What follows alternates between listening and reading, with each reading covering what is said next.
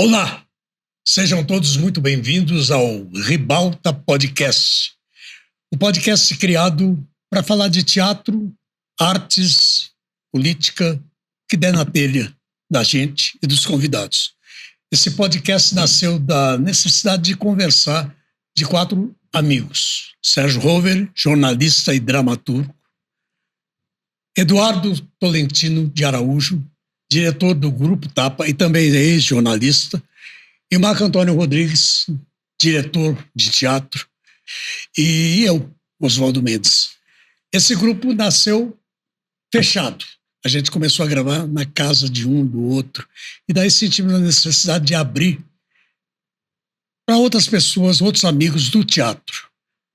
A esse quarteto se juntaram também a Bruna e o Tiago, formando então esse sexteto perigosíssimo, né? E abrindo as nossas conversas para os amigos do teatro, hoje nós temos a alegria de ter um amigo de todos nós, já de 30 anos, porque ele não é de São Paulo e nós somos de São Paulo. Nilton Moreno. Nilton, fala pra gente, quem é você? Nossa. Uma mini biografia. Eu sei que você é de Recife e de repente trocou aquela cidade maravilhosa por São Paulo. Conta como é que foi isso. Bom, eu sou o Nilton Moreno, sou de Recife, estou há 35 anos aqui, graças a Deus. Porque eu adoro Recife, mas eu amo mais ainda São Paulo. E faço esse trânsito entre lá e cá, mantendo relações culturais e afetivas, que eu acho que acabam de alguma forma vazando pro meu trabalho. Mas quem sou eu? Eu não vou. Talvez no final da conversa eu consiga chegar em alguma resposta. Qual é a sua atividade artística? Para quem eu não conhece. Eu sou formado como ator.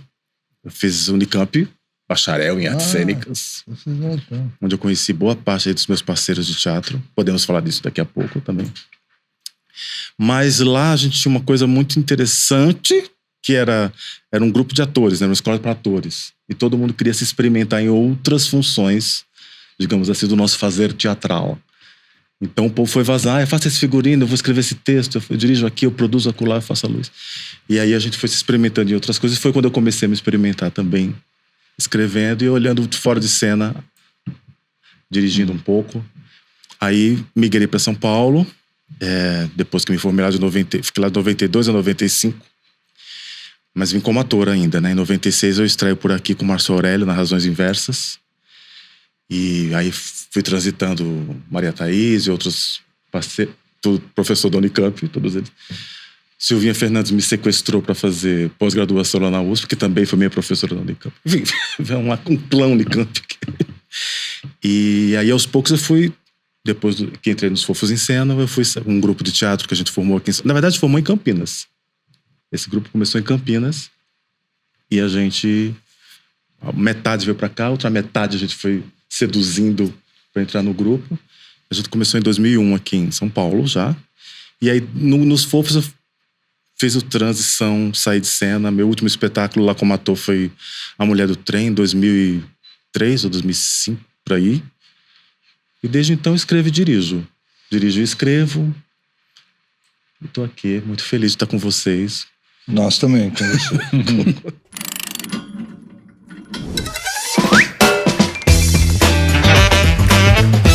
Ô Nilton, você é formado pela Unicamp, né? Começou a escrever os seus primeiros textos quando você era aluno da Unicamp. E eu li que você foi muito motivado pela indignação, que você escrevia muito movido pela indignação. E eu queria saber 2 coisas de você. Se hoje a indignação ainda é uma matéria-prima do teu trabalho. Uhum. E a segunda coisa é o seguinte, eu acompanho, acho que vi você como ator, né, na Mulher do Trem 3 vezes e vi, acho que quase todas as suas peças e tal. E a gente percebe que também tem, todo o teu trabalho tem uma carga poética muito grande, né? Tem um lirismo muito grande. Então eu queria saber o seguinte, você acha que você aprendeu a combinar a indignação com a poesia?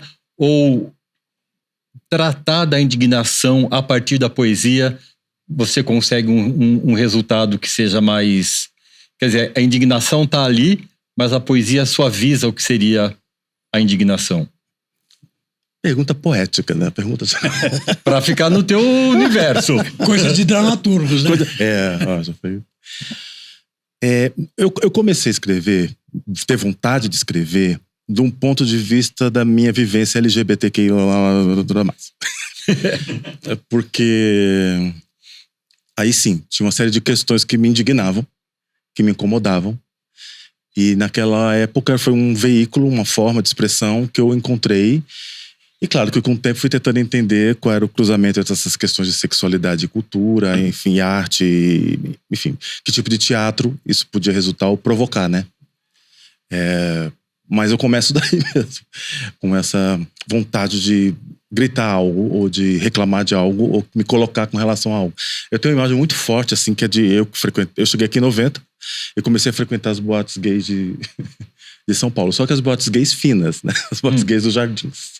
Então, assim, nas boates gays do Jardim, eu via reproduzido dentro da comunidade, né, um mecanismo de exclusão de pessoas que não eram tão abastadas ou não eram as bichas finas de São Paulo. Então eu cansei de ver travesti sendo barrada ou sendo xingada, ou enfim. Então isso já começou a bater estranho. Eu falei, ih, tem um negócio esquisito aqui. E o primeiro texto que eu escrevi foi o Deus Sabia de Tudo, Não Fez Nada, que eram sobre, na verdade, essa cena, inclusive, que Deus sabia de tudo. Deus sabia de tudo e não fez nada. Que foi um texto que a gente montou no TUSP com os Fofos em Cena, primeira vez que a gente se reuniu para fazer algo juntos. Na verdade, a gente leu esse texto no Off Mix a convite do Celso Cury. Celso. Quando ele fazia... Era um Mix Brasil, Off Mix, e ele fazia leitura de textos que tivessem a ver com essa homocultura, vai. E a gente leu esse texto lá e falou, tem algo aqui, vamos tentar, e a gente montou. Mas enfim, apesar dessa cena ter motivado esse texto, essa cena não tá no texto, mas tem uma série de outras violências introjetadas, inclusive dentro da comunidade, né? Porque tem uma cena lá que me marcou, que eu também vi isso na parada gay, que é um gay velhinho tentando beijar o parceiro dele, e o outro disse que não, para de... Deu um tapa nele quando ele tentou beijar em público. E aquela eu falei, opa, peraí. Tem uma cena lá que vem desse recorte, dessa vivência de alguma forma, né? Porque eu tava ali no meio daquela festa Sim, mas com muitos problemas. Uma festa que tinha nas brechas muitos problemas. Então veio dessa indignação de alguma forma, né? Que me levou a começar a escrever. E eu acho que os textos que eu fiz na sequência, todos eles surgiram, brotaram um pouco desse lugar, né? O Agreste, o Dentro, um que nunca foi montado, que é o Célio Cruz Show, enfim. Mas todos navegavam um pouco nesse lugar, né? Ô, Nilton, só pra gente situar um pouquinho, a gente tá falando de meados dos anos 90, né? Isso. Assim, Final dos 90 por aí, né? A comunidade LGBTQIA+, não era muito contente, era no teatro... Era GLS, inclusive. Era só, né? Não era nem LGBT. Era o Mas GLS. não era uma comunidade, assim, que o teatro contemporâneo observasse muito, né? Ou você já... É que eu não lembro de outras... Tinha, já havia? Porque, por sorte, justamente o que a Silvinha me chamou para fazer o mestrado era sobre a cena paulistana, um pouco contaminada pela força da cultura gay. GLS, né? Cultura GLS. Mas aí eu fui vendo um monte de... encontrei Cláudia Shapira, encontrei enfim, aí fui vendo outras pessoas e mais ainda, esses performances da noite mesmo, né? Essas coisas que o Celso Cury promovia com o Fábio Namatame, não sei se você sabe, mas enfim, era coisa forte, assim, né? E eu gostava de pensar esse campo dessa performatividade, dessa teatralidade fora do teatro e como que vai... e tenta trazer isso pra cá, né? Como é que faz esse empréstimo, né? Então essas figuras todas, a própria drag queen, que eu acho, né, uma personagem, uma persona incrível. Enfim, mas... Então foi um pouco nesse... Tem um cara, como é que é? Aquele poderoso lá, aquele roteirista poderoso, que fizeram até aquele filme da adaptação. Robert McKee. Que é roteiristão, né? Daqueles de Hollywood, que todo mundo faz curso com ele. Ele tem um livro até, né? Vários, diálogos, estrutura, não sei o quê. Ele fez ele deu um curso aqui, eu fui lá fazer. E ele começou falando isso, ele falou que ele só acredita nas coisas que são escritas com raiva. como que uma resposta à coisa. Eu falei, não sei se tanto, mas enfim, entendo o que ele está falando. E nesse sentido, eu entrei um pouco nessa chave de que eu comecei a escrever para a cena nesse lugar, né? Também de afirmação, né? De autoconhecimento, né? De como eu vivo isso tudo. E as minhas questões todas, né, pessoais estão ali, né? De um jeito ou de outro. E também do entorno, né? Da comunidade, digamos assim, né? Desse que eu pertenço, né? Pertencia naquela época GLS, agora LGBTQ, nunca sei falar tudo. Mas enfim, é muita gente. Tem um P e um N agora, né? LGBTQIPAN+, não é isso? Uhum. Desculpa, isso errei, mas é que cada dia entra uma letra tá nova. Virando um... Agora, o lírico, eu não sei explicar, é só porque eu sou um poeta frustrado mesmo. E, na verdade, eu acho que se eu puder promover, assim, pensar numa resposta um pouquinho mais elaborada, o que eu penso é que falta poesia mesmo em tudo. Então eu vou taxando. Você vai fazer a sua parte. Eu vou fazer a minha parte. Tá tudo muito sem poesia. Então, assim... Então essa indignação vem com um veio poético. Vem. Né? Vem. Quer dizer, o veio poético é uma forma de indignação. Sim. Né? Mesmo quando tem um discurso, porque às vezes a pessoa... Tem uma hora que o personagem, né, senta, pega... Eu tento... e também porque aí tem... É tanta gente que a gente né? Por exemplo, aí eu vou lembrando de Genê, né, de uma... Plínio, né? Plínio é meu sonho de consumo. Eu queria eu poder escrever como... Mas assim, do Genê, né, que ele promove um encantamento, né, um lírico, um sublime, em lugares que a sociedade fala assim, isso aí não pode ser tão lírico assim. Isso aí não pode ser tão sublime assim, né? Aí ele vai e faz aqui Nossa Senhora das Flores, enfim. Então é uma... mas aí tem o outro poético que é o João Cabral de Melo Neto, né? Pra mim... Morte e Vida Severina aqui, depois todo mundo tá tentando, né? Então, assim, é outra influência muito forte pra mim, né? Porque eu que trabalho num outro jeito lírico, né? O João Cabral como influência muito poética. Sim, persigo. É bom, né? Pular em cima é um negócio que você vai tendo aqui. Mas, enfim, o lírico vem nesse jogo aí também de...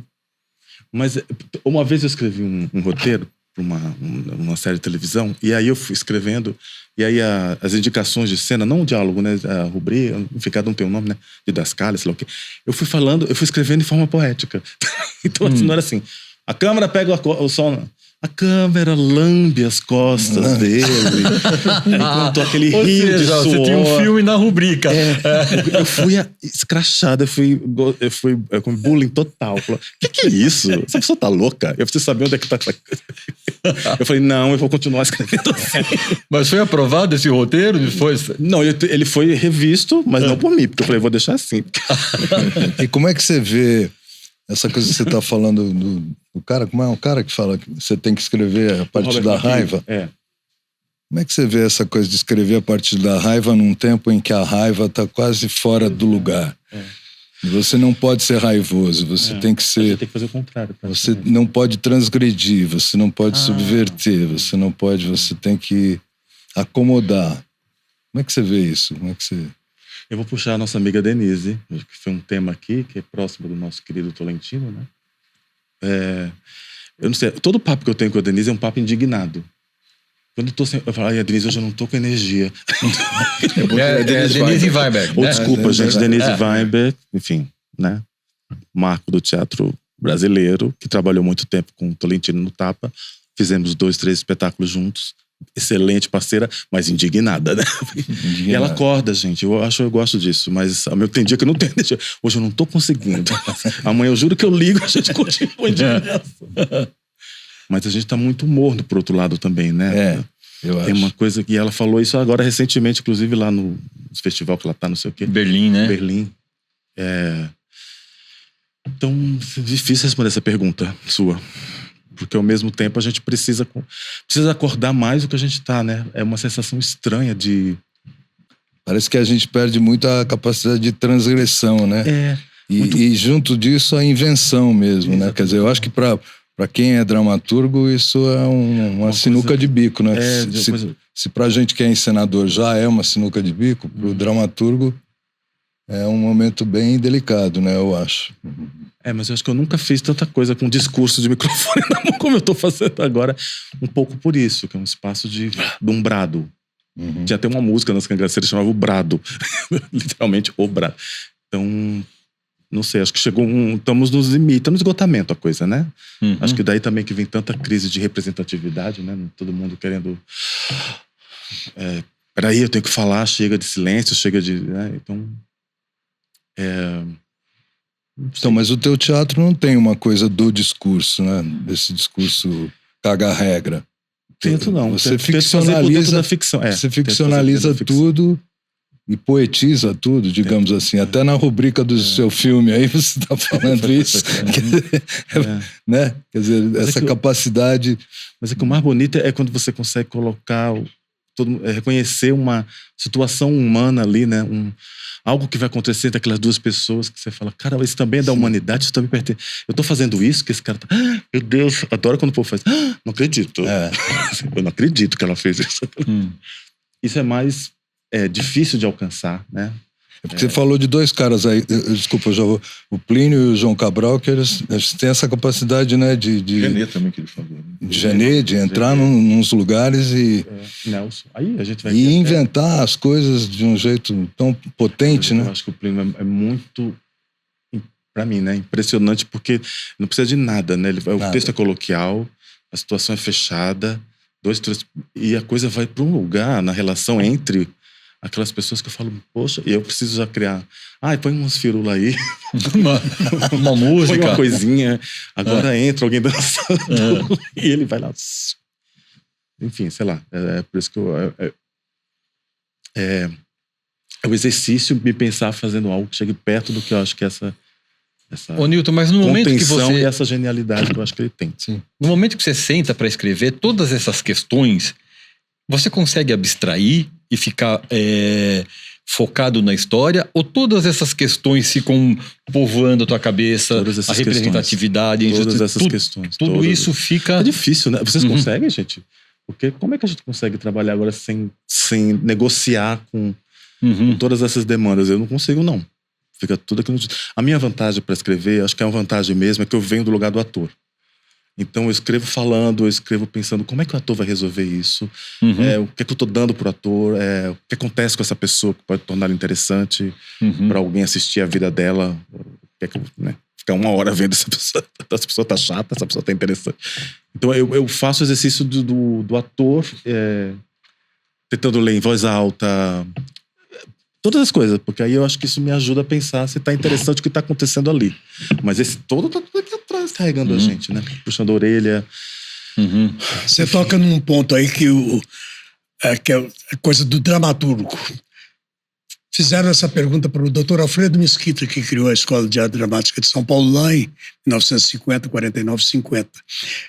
É possível você ensinar dramaturgia, ensinar alguém a escrever teatro? Ele falou assim, eu duvido, mas ele abriu logo em seguida um curso de dramaturgia lá. E ele dizia uma coisa, por isso que eu estou trazendo essa pergunta, que era o seguinte, é muito importante que o autor, no teatro nós temos vários exemplos para confirmar isso, autores que foram atores ou que pisaram no palco, mas ao mesmo tempo nós temos vários autores que nunca pisaram no palco, nunca foram atores e são grandes autores, sem ser atores. E ele dizia uma coisa, que precisa um dramaturgo, precisa ter o que dizer e ter urgência em dizer. Porque se você não tem urgência, você faz uma poesia, você faz um romance. O teatro é da urgência. Você não escreve uma peça para ser encenada daqui a 10 anos. Você faz uma peça para ser encenada. Às vezes você não consegue, né? E a peça vai para a gaveta. Mas... você escreve para o momento que você está vivendo. Você acha isso verdadeiro, falso? Eu acho, porque essa questão de ensinar Bom, a urgência, eu ali é a coisa da indignação. Tem a ver com a indignação. Está um pouco nesse lugar de que, poxa, eu preciso falar tá te mexendo, agora né? Sufocou, né? Te incomoda. Mas vocês todos sabem que assim, o que a gente trabalha mesmo é a nossa visão como artistas do mundo, né? Que acho que é ensinar dramaturgia, mas ensinar a pessoa a ter uma curiosidade, assim, talvez, ou pelo mundo, ou fortalecer um olhar, um filtro, né? E isso te dá uma leitura do mundo e você quer talvez mostrar uma coisa. É difícil, eu tô falando do jeito, parece que é fácil, mas vocês sabem que não é. Mostrar uma parte do mundo que as pessoas não estão vendo, que você conseguiu ver e você acha que todo mundo precisa ver. Dirigir, né? Botar a câmera lá, pegar o cinema aqui, vai botar onde ninguém tá. Ah, era ele. É ele que é a questão. Então, esse exercício de formar mais essa pessoa, né? Esse é o artista, a visão do artista, né? Isso é difícil, né, de fazer, mas acho que o trabalho é muito maior sobre esse ponto de vista, arrancar. Quando eu dou minhas oficinas aí, tem exercício? Tem. Tem leitura? Tem. Tem o Robert McKee? Tem todas as coisas. Mas, na verdade, eu acho que é mais tentando ver que ele me diga um pouco de como ele percebe o mundo e das questões que o afligem, ou que ele tem urgência de falar. Então concordo. Ô, Newton, e falando essa coisa de autor e ator, por que você abandonou a carreira? Porque eu respeito muito o lugar do ator. É verdade. Mas você era bom de verdade, eu vi. Sofria muito. Era muito engraçado, mulher. Eu acordava de manhã. Você tinha um trabalho de corpo até lá. Lembra? Você tinha um trabalho de corpo de se jogar em cima de um sofá. Eu me diverti muito. A Unicamp, pra mim, foi um presente. Assim. Alguém lá em cima gosta de mim. Falou assim, vou dar um presente pra esse rapaz. Aí me mandaram para o Unicamp. Porque, gente, o que eu me diverti... Primeiro eu conheci, acho que metade das pessoas com que eu fiquei trabalhando um bom tempo. Eu já falei algumas aqui. Márcio Aurélio, Maria Thaís, Verônica Fabrini, Silvia Fernandes, atores como Carol Badra, Simone Evaristo. Bom, então assim... E eu me diverti, porque eu fui experimentando tudo. Ah, curso de clown, eu vou. Ah, não sei o que, eu vou. Ah, é bufonaria, aí eu vou. Eu ia pra tudo. Eu fiz tudo, você puder imaginar. Do clown do Bournier até o Brecht do Márcio Aurélio. Fazendo tudo. Mas eu até me perdi, falei aqui. Mas eu parei por respeito. É meio louco falar isso, mas é a verdade. Porque eu falava, gente, eu sofro muito com isso aqui. Ah, hoje eu não errei. Eu errei aquela piada. Eu errei o tempo. Ninguém riu. Acabei com a peça. Passava o texto todinho. Duas vezes eu passava o texto antes da peça começar. Por mais que eu tivesse cenas curtas, era um lugar de tempo, não era um lugar cômodo. Talvez fosse bom, né? É bom isso para um ator, não sei. Os diretores aí me digam. Mas para mim não era cômodo. Era sofrimento. Para mim era sofrimento, num lugar de... Aí eu falei, não sofrer tanto também. E na direção esse sofrimento não ocorre? Ocorre ainda mais. Mas eu não tô lá, né? Eu tô aqui olhando. Porque é muito difícil administrar os talentos, né? É muito... Falem vocês também um pouco disso, pelo amor de Deus. Eu vim aqui para ouvir vocês. Acho muito difícil administrar os talentos, equilibrar aquilo tudo. É complicado. Mas eu achava mais complicado estar em cena. Porque é físico, emocional, né? É energia que bate, é o santo que não veio, sei lá o que é.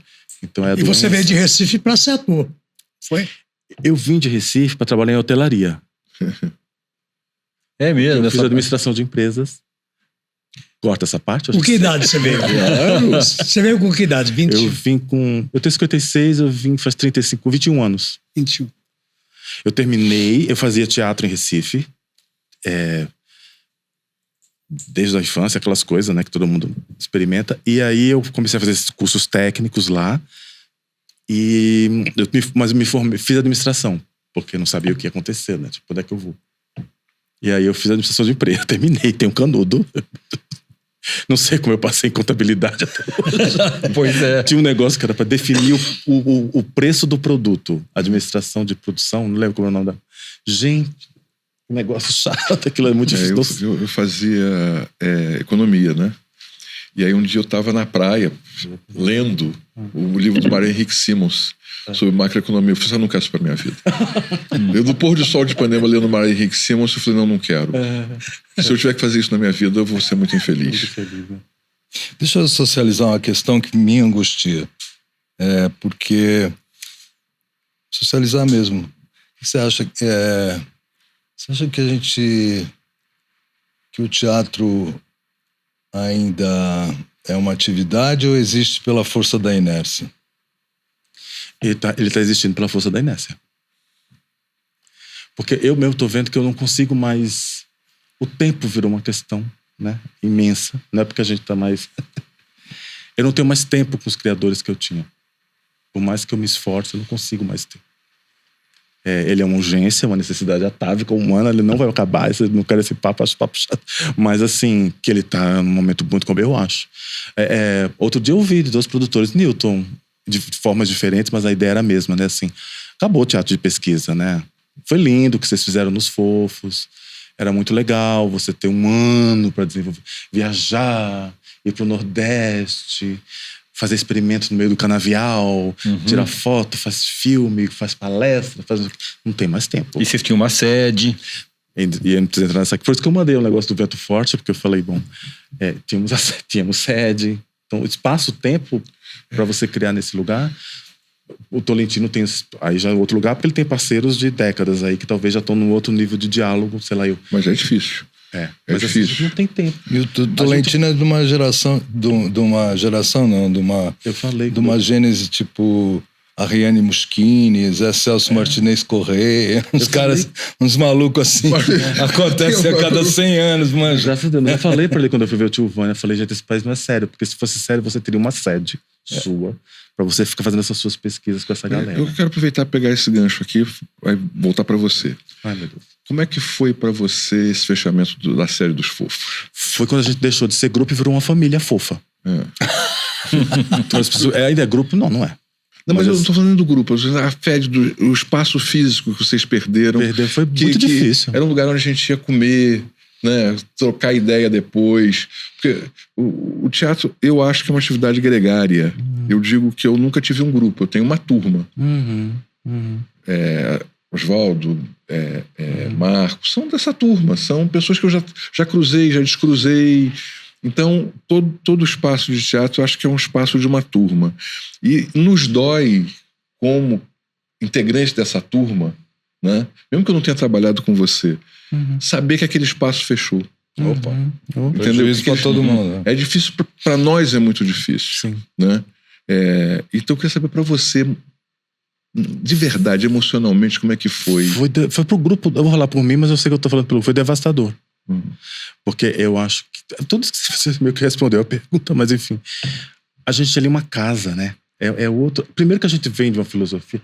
Os Fofos começaram com esse texto, mas ele se formatou com o Fernando Neves, que trouxe toda uma herança de circo-teatro pra gente pesquisar. E aí a gente fica fazendo conexões entre. Formação do ator brasileiro, como é que é isso? Esse brincante daqui, esse cara do circo-teatro. Foi por aí tentando descobrir alguma expressão. Algo para entregar pro povo. Mas e o circo, ele é tudo que você falou, ele é gregário, ele é família. É aquela velha história, né? Tem 3 ingênuos, uma não pode hoje porque não tá bem, só vem a outra. É muito todo mundo comendo junto ali. Ia para lá sem ter o que fazer, mas para poder conversar sobre alguma outra coisa ou ler um outro texto. Ou, sabe? O público tá lá. Porque aí você tinha um tempo para quem não quis, quem não curtiu, quem não quis ficar, foi embora. Mas quem ficou. Alguma coisa pegou, pro bem ou pro mal. Aí você podia sentar ali e a gente ficava conversando com as pessoas, os convidados, os amigos, o povo de teatro, ou não. Os vizinhos, a comunidade. Começou uma relação com a comunidade. Bom, a gente era vizinho da oficina, que já estava bom, né? Mas enfim, aquela rua, era na rua Adoniran Barbosa, aqui em São Paulo, né? Aquela rua, aquelas pessoas. E aí, o que é que vai ter? Não sei, era tinha até o imprensa ali, que era coisa, mas tinha oficina do outro lado. Oficina, imprensa, a gente tinha uma outra coisa que daqui a pouco. Essa questão do. Mas eu achei que a sede, ela subtraiu um pouco, mas também comprovou pra gente quem é da família. Porque a família segue. Então hoje o que a gente é uma família fofa, em que todo mundo vai se trabalhar. Eu tô agora fazendo uma peça com 3, 4 lá, Fernando Neves faz com mais 3, 4, sendo que faz então a gente tá convivendo, tá? Mas a sede realmente puxou o tapete assim, e ela saiu por causa da especulação imobiliária mesmo, né? Como grande parte, né? Mas, que a gente tá não vendo. É só a sede, a gente né? tava outro dia enumerando esses. Triplicou o valor do negócio e falou, gente. Mas eu acho que não é só a sede nisso. Eu tô falando da minha experiência também com Folias, né? Eu acho que tem um lado de grupo que vai virando uma estrutura burocrática.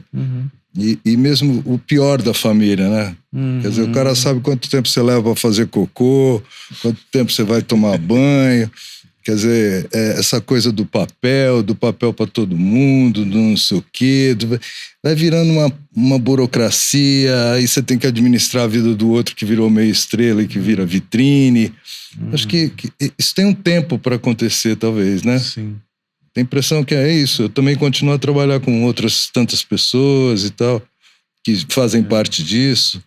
Mas eu acho que a sede, inclusive, é uma coisa que amarra, né? Amarra o grupo. Você fica administrando espaço, você vira... Enfim, eu tenho boas memórias e nenhum arrependimento de ter tido saído fora. De ter saído. Newton, até para situar historicamente para quem está acompanhando nosso papo aqui, os Fofos nasceu como grupo antes da sede.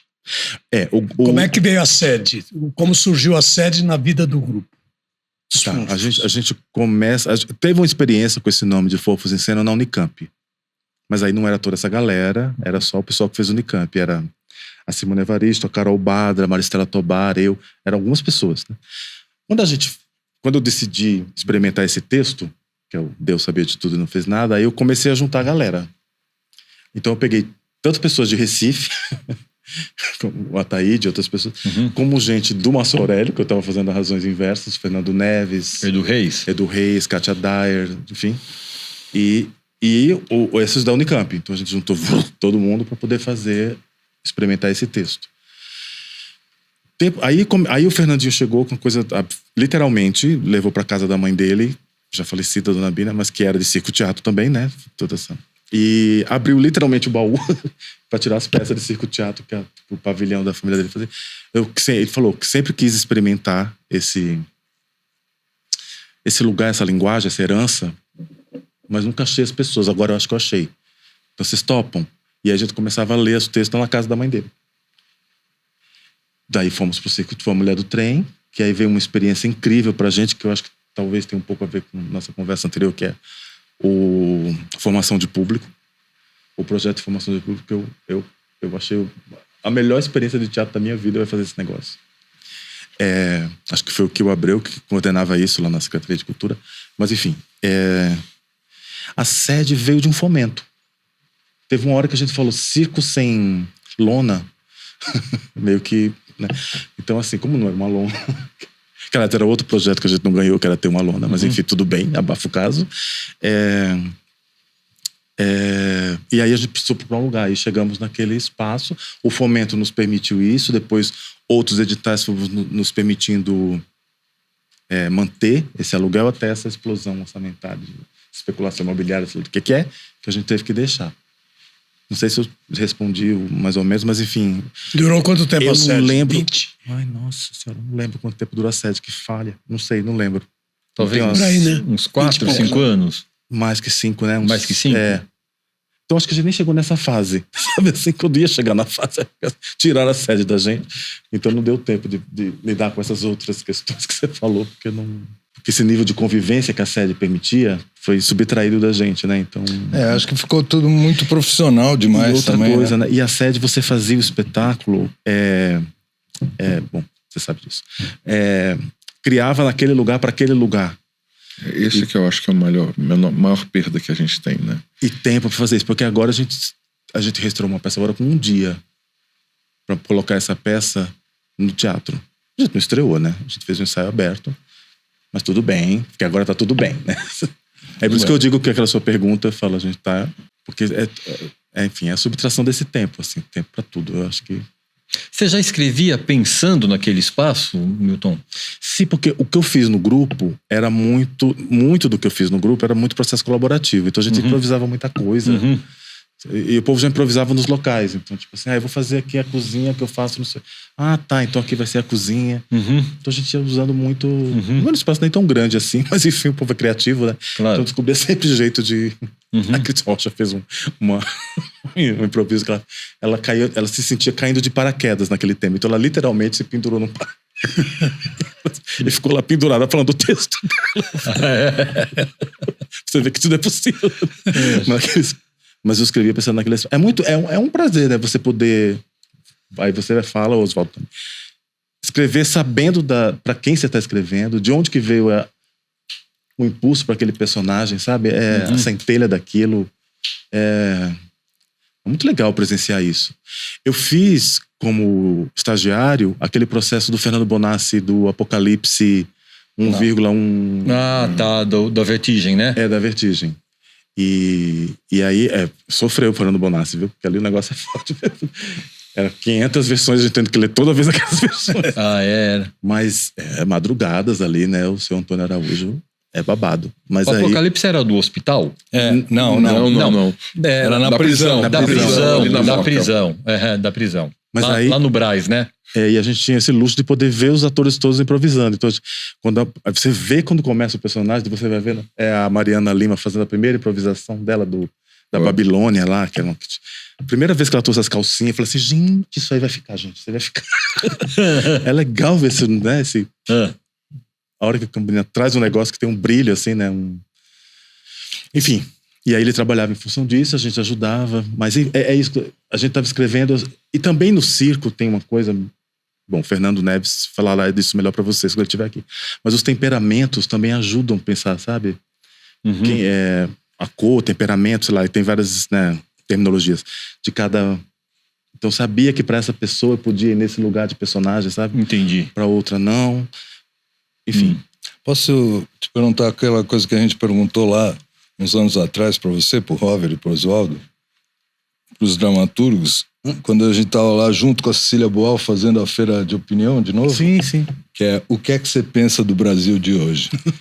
Lógico que ali a gente tava no Bolsonaro, aqui a gente tá em outro momento. Mas o que você pensa do Brasil de hoje?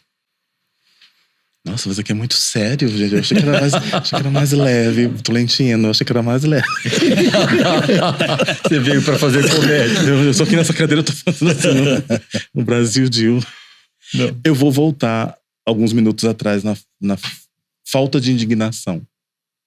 Falta de... Eu tô envolvido agora num projeto que tô estudando os conflitos de terra lá no norte do país.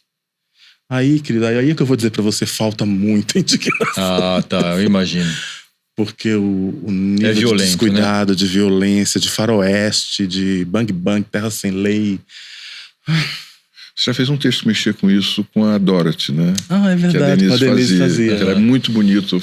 Aquele pedaço era legal. Que era a freira. Era meio louca, mas aquele pedaço era legal. Que era o aniversário da Dorothy. Stang. A irmã que foi assassinada, né? Que isso aí veio de uma matéria que eu li sobre pessoas que vivem juradas de morte. E ela era uma delas, né? Até o dia que aconteceu, né? Então ela comemorava o aniversário dela sem saber qual vai ser o próximo. Mas enfim, mas ela foi uma emboscada, né? Total. A cena era isso, era o aniversário dela. E ela comentando, bom, esse eu cheguei, né? Mas o próximo, não sei se eu vou estar aqui. Porque Newton, a qualquer esquina pode vir um... E é uma vida, né? Desse povo que... Você falou de uma coisa, você começou falando do preconceito, até dentro de uma comunidade não heteronormativa, dentro da comunidade tinha um tipo de preconceito de classe, né? Tem uma outra questão, você vem do Nordeste, né? Como é que você encara esse Sul Maravilha olhando para esse outro Brasil, que esse Sul Maravilha não olha para esse outro Brasil, como se ele não existisse, né? Nós temos um país muito rico no sentido de música, de culinária, são muitas culturas, né? Quer dizer, o que é um pato no tucupi com... Isso é coisa guloso. Eu sei que você é guloso também. Nossa. Eu também sou. Então, o que é um acarajé com um pato no tucupi, com o pequi Estou falando comida porque todo mundo entende comida. Entendi. Mas se liga a literatura, se liga a teatro, se liga a música... se liga a cinema, você fez coisa do Recife Velho, né, lá e o Kleber fez o filme sobre os cinemas de Recife, sim. Né, que é lindo também. Retratos Fantasmas, Eu queria saber como é que você vê esse Brasil que não conhece o Brasil, citando lá a música que a amiga do Oswaldinho cantava, Elis Regina cantava. O Brasil não conhece o Brasil. Isso não é um gargalo que a gente tem profundo? Tem. E como é que você vê isso? É porque eu sou dissidente, né? Um exilado, um autoexilado. Eu comecei a fazer teatro em Recife numa época que o teatro em Recife era uma coisa incrível, de generosa e deslumbrante, mesmo. Sim. Porque a gente tinha, assim... Falando da minha adolescência, tá? Bem adolescente. Porque a gente tinha de tudo. Tinha teatro de revista, tinha teatro de travesti, tinha gente da academia, da universidade fazendo Genê, fazendo Beckett, fazendo não sei o quê. Tinha teatro infantil. Era uma coisa assim, era uma cornucópia mesmo. Talentos de lá, né, que depois vieram para cá, João Falcão, por aí vai. Então, assim, era muito exuberante a coisa. De repente, não sei o que aconteceu, fez assim, ó. Eu vou por um outro caminho pra chegar claro. E aí foi... E eu fui junto, né? Foi por outra razão, mas acabei também saindo desse lugar que tava tão... Aí eu volto hoje, eu vejo é outra forma, né, que a gente se comunica, inclusive, né? Pensa esse detalhe, essa questão da internet. Que eu não tive... Eu assisti Fernanda Montenegro primeiro porque ela fazia novela. Isso, sabe, pra mim lá, a primeira vez que eu vi... é essa que é a tal que... Enfim, na novela. Depois que eu fui lá ver a Dona Doida. Dona Doida e a Lágrimas Amargas, aí fui, né? O Fedra, depois eu conto um detalhe quando eu fui ver, que é muito engraçado. Mas enfim, pra chegar na sua pergunta. Mas eu me coloco na mesma questão. Eu me sinto um pouco privilegiado, sim. Vou dizer isso de novo, porque aqui em São Paulo, eu acho as pessoas... Pelo menos quando eu estava uma década atrás, quando eu, 2001, 2002, 2003, as pessoas eram muito curiosas. Eu achava o público curioso. Então não foi um público que...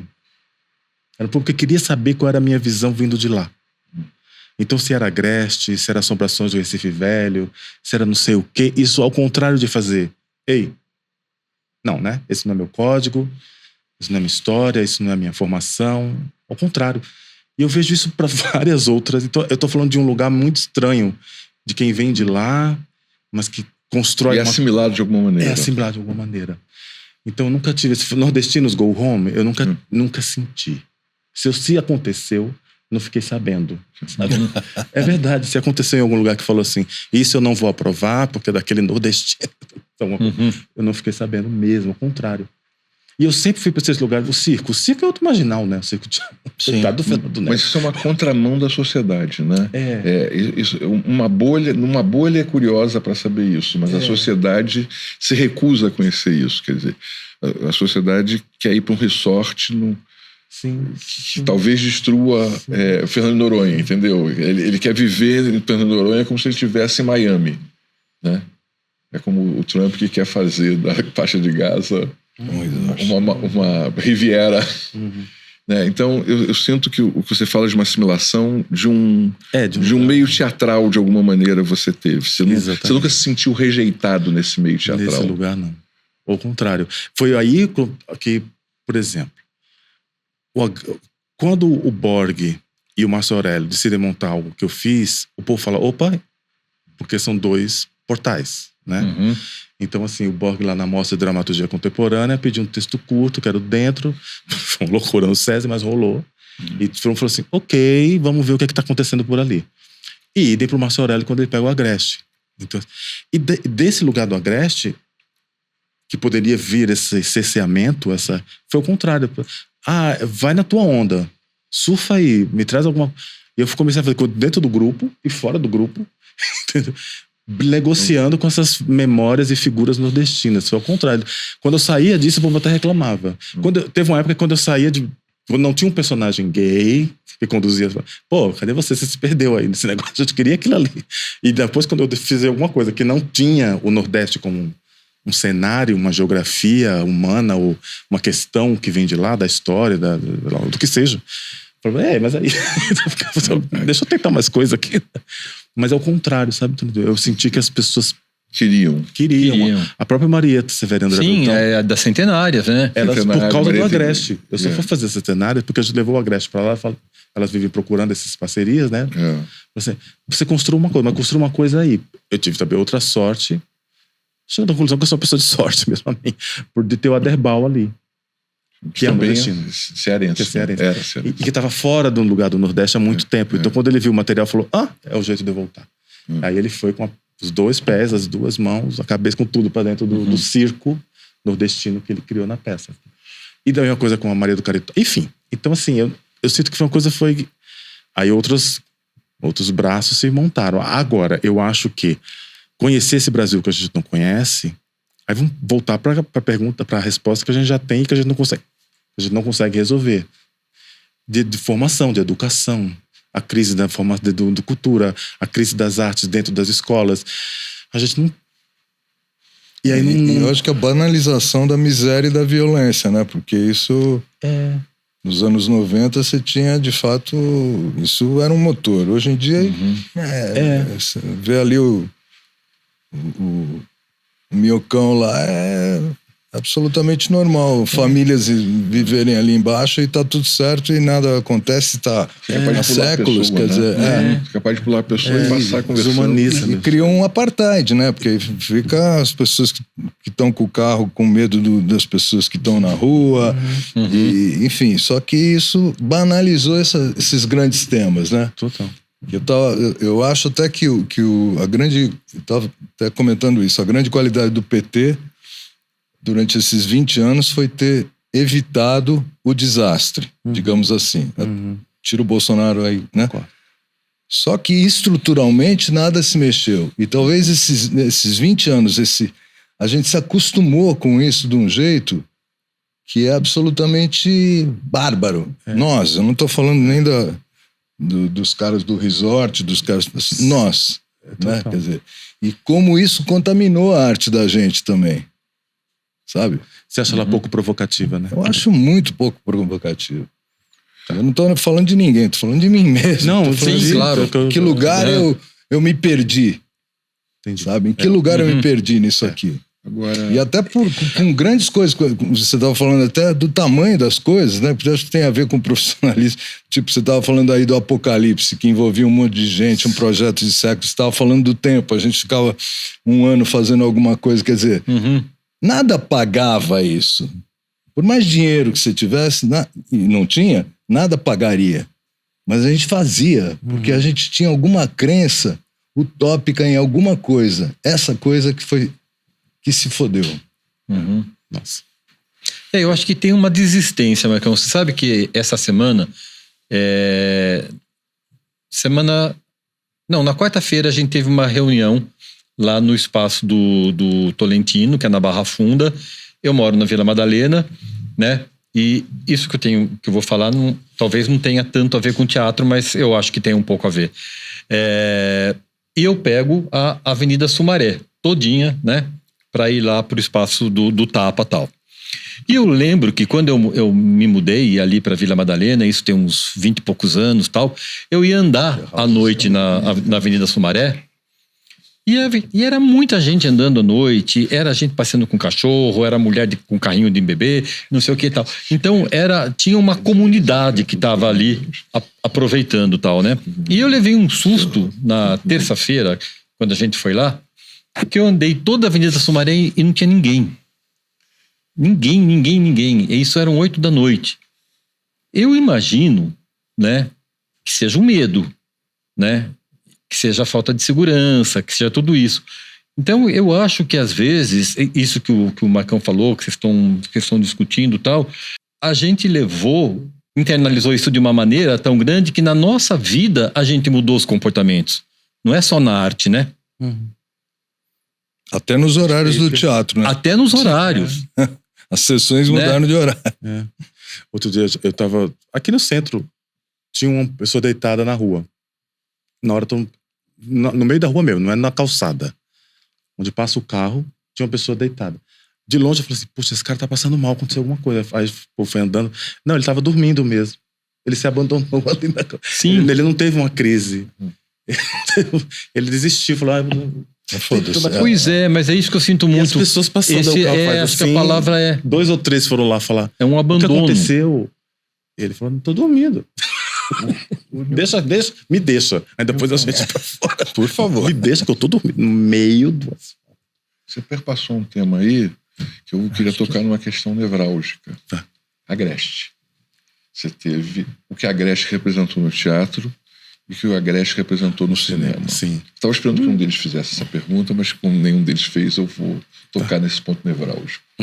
Como é que foi essa experiência para você? Agreste, para quem não sabe, é uma peça de muito sucesso, espetáculo belíssimo, dirigido pelo Márcio Aurélio. Isso. E que virou um filme. Isso virou uma questão com algumas pessoas da comunidade do trans, né? Mais especificamente. Como é que você vê isso? Muito louco, porque assim, a peça... porque são 2 mundos, né? Então, mas enfim, a peça, ela ela foi feita para ser atravessada por todos os corpos possíveis. Então a palavra é também, e não só uma coisa. Né? Então, nesse sentido, ela já foi encenada por trans, por mulher, por homem, por 20 pessoas, por 3 pessoas que faziam o mesmo personagem, sendo que uma era uma mulher trans, outra era um gay, outra era uma mulher cis, enfim. Então, felizmente, ela me surpreende no bom sentido. A última montagem em Sorocaba, quem fez foi a Gui Miralha, que é uma atriz trans, que hoje é curadora do Centro Cultural São Paulo. Acho que ela entrou no lugar do Kill, não sei bem, mas eu acho que é isso. Ela é curadora lá dos teatros do Centro Cultural São Paulo. Com uma outra menina que é não binária, que é uma outra questão, fazendo o próprio Agreste. Então, eu acho que essa é a vocação desse texto, né? Que, enfim, que essa história possa ser atravessada por qualquer corpo. Porque não é bem isso que está em questão ali, é muito mais os sentimentos que eu vivenciei através da convivência com aquela figura, vamos colocar um termo. Então, mas aí quando foi pro cinema, a escolha do Aury realmente mobilizou muita gente que ficou assim, não pode nesse momento, não pode nesse momento. Eu acho o trabalho do Aury tão lindo. Acho tão deslumbrante o que ele faz, que assim, eu acho que aí é um lugar de negociação que faltou, sabe? Da gente poder conversar melhor e se entender. Porque eu acho que a grande questão estava sendo posta no filme. Apesar da visibilidade, naquele personagem não tá o que o Aury que fazia, né? Então, não sei. Pra mim é um lugar que eu nunca consegui fechar muito essa história na minha cabeça. Porque eu acho lindo o que o filme é. Eu acho lindo o que o Aury faz. Entendo as questões todas de representatividade que estão sendo colocadas, mas ao mesmo tempo eu vivi isso tão plenamente na peça que eu não me sinto, sabe assim, me sinto com o dever cumprido. Eu não consigo achar que isso é um limitador, sabe? Foi um limitador na hora do lançamento do filme, principalmente em ano passado. Não, em 2023, quando a gente fez no Festival de Recife. Agora a gente lançou em 2024, já não foi tanto. Não sei te dizer também por quê. O filme foi. Em 2023, não, foi bem difícil pra gente colocar o filme. Falou assim, gente, será que vai ter a sessão? Será que vai acontecer? Será que a gente deve ir? A gente não deve ir? O que a gente faz? Como é que a gente se coloca? O diretor vai falar? Foi um climão, assim. Agora não foi tanto, talvez porque esteja num outro lugar esse tipo de negociação. Então, assim, eu vejo que esse lugar das representatividades é um pedágio que todo mundo está pagando, de alguma forma. De algum jeito está todo mundo pagando num país tão desigual. Um histórico tão injusto, né? E agora que as vozes estão vindo, elas estão vindo com tudo, e todo mundo paga o seu pedágio, de algum jeito. E que talvez seja um momento da coisa, porque é óbvio que a arte vai além, né? Então, quando eu vejo um artista do tamanho do Aury fazendo o que ele faz, eu acho que tá tudo certo.